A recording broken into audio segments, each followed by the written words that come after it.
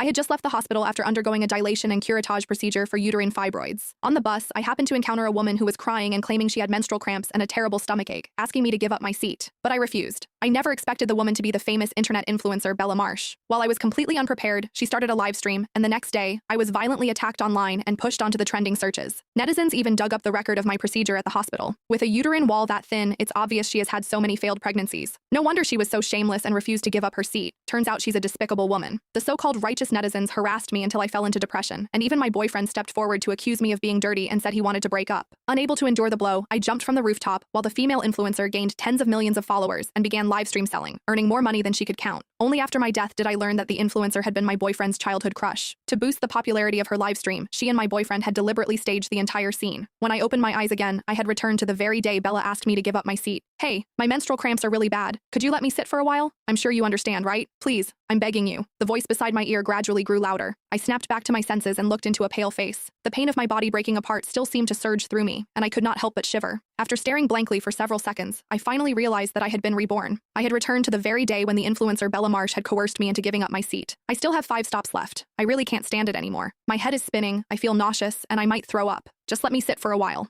Otherwise, if I faint on the bus and delay everyone, that wouldn't be good. She staggered beside me, hunched over as she let out a muffled groan. The middle-aged women around us saw how pitiful she looked and noticed that I remained seated without offering my seat, so they began to speak up one after another. Girl, you can't be so selfish. She's almost doubled over in pain. You're so young. How can your heart be so vicious? If you refuse, then when she faints from the pain, you'll have to take responsibility for wasting everyone's time on this bus. Even my boyfriend, Felix Gray, who stood beside me, began nagging me. It's just giving up a seat. You're acting like it's going to kill you. You're usually generous and kind. Did something possess you today? You don't look sick at all. Get up already. In my previous life, Bella had begged me again and again to give up my seat, manipulating everyone to take her side. But I had just undergone a dilation and curettage procedure for uterine fibroids, and the doctor had warned me not to stand for long periods, so I refused her. Who would have thought that the elderly passengers on the bus would all accuse me of being vicious, while my own boyfriend would call me cold-blooded? I thought I would at most suffer a few misunderstandings. I never expected that the very next day I would appear on the trending searches. It turned out Bella had secretly live-streamed everything. She even encouraged her fans in the live stream to harass me online. Babes, I never expected a woman to show such hostility toward another woman. We're all women. We should be helping each other. If every woman with painful cramps met someone this selfish, what would happen? Netizens even dug up the record of my procedure at the hospital. She came to our hospital yesterday for a dilation and curettage procedure. If you know, you know. Someone claiming to be a nurse from a major hospital even posted a photo of my surgery consent form. The words dilation and curettage procedure stood out glaringly on the page. With a uterine wall that thin, it's obvious why she has had too many abortions. No wonder she was so shameless and refused to give up her seat. In an instant, the so-called righteous netizens tore into me like a swarm. I collapsed into despair and depression.